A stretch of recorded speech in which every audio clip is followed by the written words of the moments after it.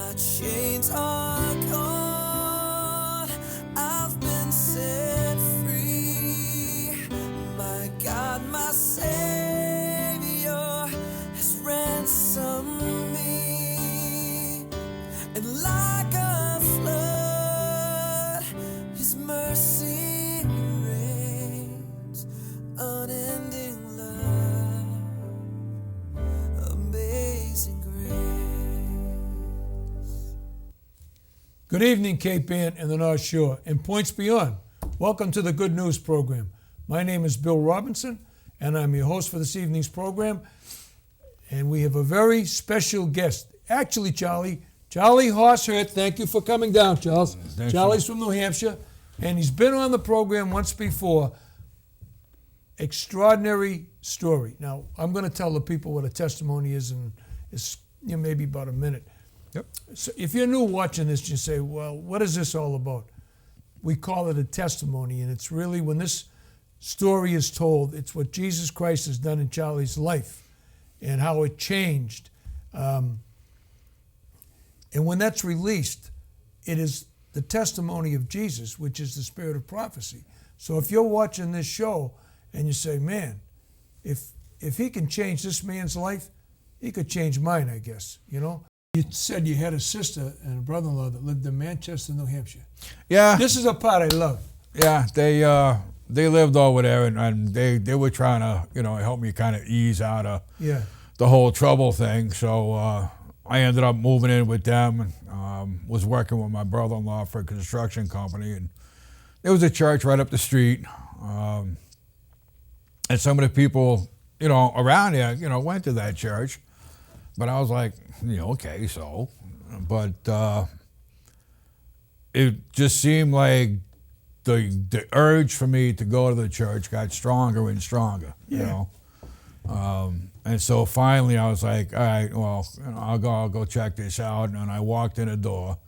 And the first person that came up to me, cute little thing, she's probably in her mid-70s, your grandmother, And I kind of looked like this, when I walked in there, and she was the first. Everybody else, I'm looking at them, and they're, clutching handbags and grabbing their husbands, and, the husbands are grabbing their wallets, and everybody's looking for the exits, and so she turned around, she come walking up, and she says, hi, she says, my name is, is Mary Ann, and I'm glad you came. Yeah. And I was like, cool, I was like, wow, there's people around here, and right away my head went right back to Catholic school and the whole money thing, and, could care less if you showed up, just bring a bucket too, you'd be fine.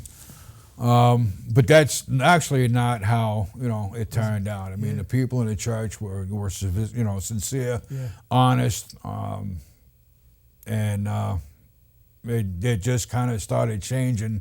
And you kept going back. Yeah, I kept going, and I don't know why I went back. I know why. The whole church.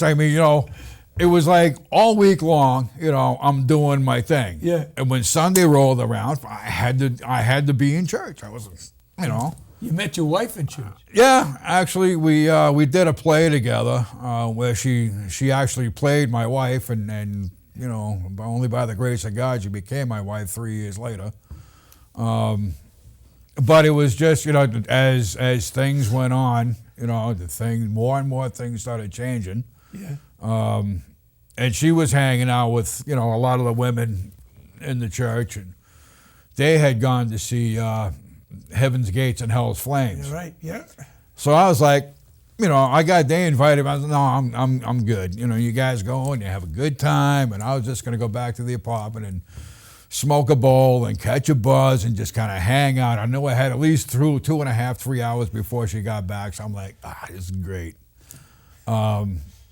So she took off with them, and I went back up the house, and I did exactly what I set out to do. I sat down and packed a bowl and just kind of hung out and politely, I got a polite little buzz. Yeah. And so I was sitting there, and I'm looking at the TV because I'm like, I really don't feel like going anywhere. So I'm going through the channels, and there's like nothing on, And so we had a bunch of movies, you know. So I was like, well, I'll just pop in a movie, and if I fall asleep, not a big deal.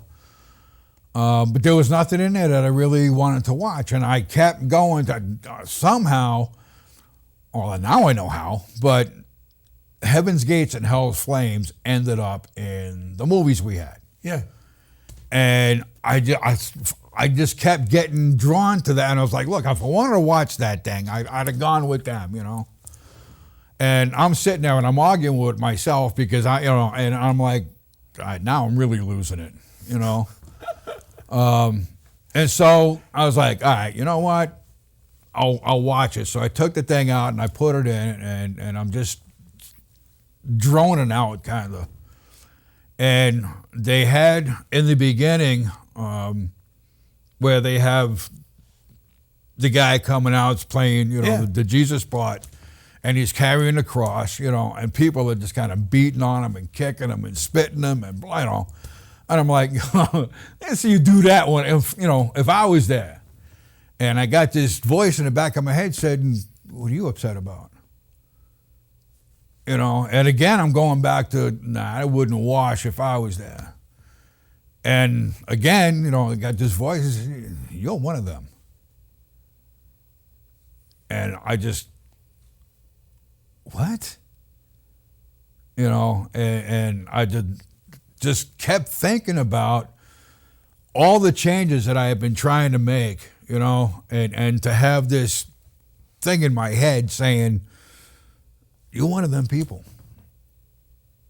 And I lost it. I mean, I was flipping out, you know. And I hit the floor and I was crying my brains out. And I was like, Lord, if I'm that much of a schmuck, take me out of here. You know, I don't want to be here. And I just started apologizing for a whole bunch of stuff to nobody in the room. It was just me, you know. And again, I'm thinking, oh, you know, okay, I'm really losing it now. But when I said, you know, Lord, forgive me, you know, I don't know. I don't know who you are. I don't know who I am anymore at this point.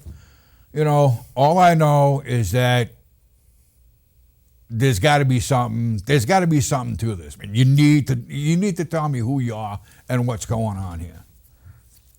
And it was like, as soon as I thought that, as soon as I said that, it was like somebody my size was just lifted off my shoulders. It was like everything was just kind of like, okay, we're going to talk about this now, you know? And I felt such a relief. It was I couldn't believe it.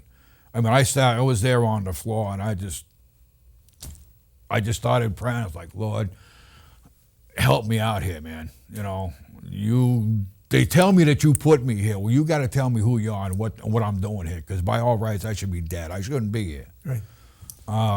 And that was pretty much the turning point of how my life started to make some drastic changes.